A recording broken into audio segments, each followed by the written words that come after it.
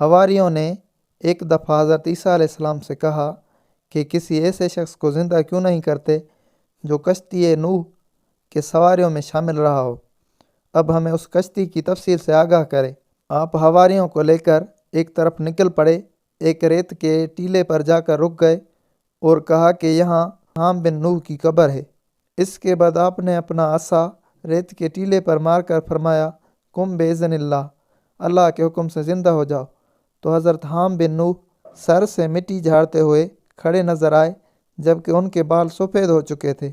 हज़रत ईसा अलैहिस्सलाम ने फरमाया, क्या आप बूढ़े हो गए हैं? उन्होंने कहा, नहीं, मेरा इंतकाल तो जवानी में हुआ, मगर मैंने आपकी आवाज़ को सूर इसराफील समझा तो दहशत तारी हो गई और मेरे बाल सफ़ेद हो गए। हज़रत ईसा ने फरमाया कि आप हमें हज़रत नूह अलैहिस्सलाम की कश्ती की तफसील से ज़रा आगाह कीजिए। उन्होंने कहा, उसकी लंबाई 1200 गज़ और चौड़ाई 600 गज़ थी। उसमें 3 मंजिलें बनी हुई थी, एक मंजिल में चौपाए और वहशी जानवर, दूसरे में इंसान और तीसरे में सारे परिंदे थे। जब कश्ती में गिलाज़तों का ढेर जमा हो गया तो अल्लाह ताला ने हज़रत नूह अलैहिस्सलाम को वही के ज़रिए बतला भेजा कि हाथी की दुम पर मारें। आपने हाथी की दुम पर मारा तो एक सुअर और एक सुअरनी निकल कर गिलाज़तों पर टूट पड़े। इसी तरह जब कश्ती में सवार होने वाले चूहों ने कश्ती को काट काट कर सुराख करना शुरू किया तो अल्लाह ताला ने बेज़रिया वही हुक्म दिया कि शेर की आँखों के दरमियान नाक पर मारें।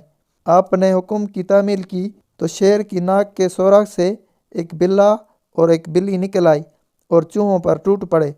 हज़रत ईसा ने फरमाया, अच्छा ये बताओ कि हज़रत नूह अलैहिस्सलाम को कैसे मालूम हुआ कि तमाम इलाके ज़ेरे आब आ चुके हैं?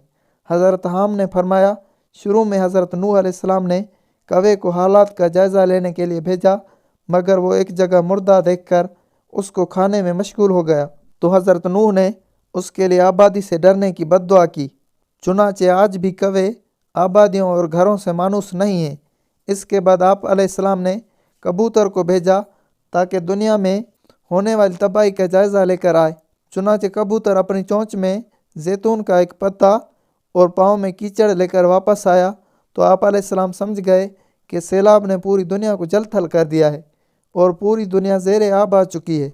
आपने कबूतर के लिए आबादी से मोहब्बत और लोगों के दरमियान महफूज रहने की दुआ फरमाई। चुनाचे कबूतर आज भी आबादी से मानूस हैं।